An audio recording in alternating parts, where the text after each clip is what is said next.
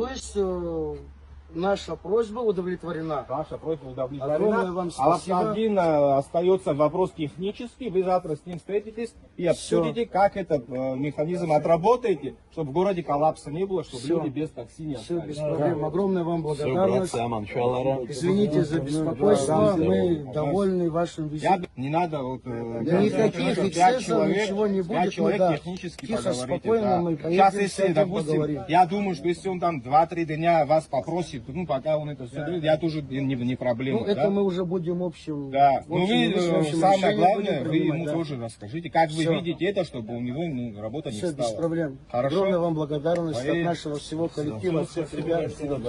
Провел переговоры с руководителем организации, в которой все эти люди работают.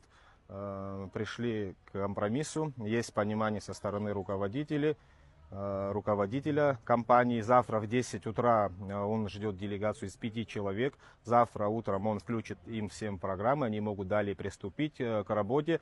У него была такая просьба, дабы не попасть в какой-то коллапс, когда в городе невозможно будет вызвать такси. Он хочет технические вопросы обсудить с водителями, выработать единый механизм работы и, в принципе, далее следовать тем нашим договоренностям, которые были сегодня достигнуты. Рассказал о наших переговорах собравшимся людям, всех результат устроил, сегодня все расходятся, завтра впятером они будут встречаться с руководителем, как говорил ранее, выработать механизм дальнейшей работы.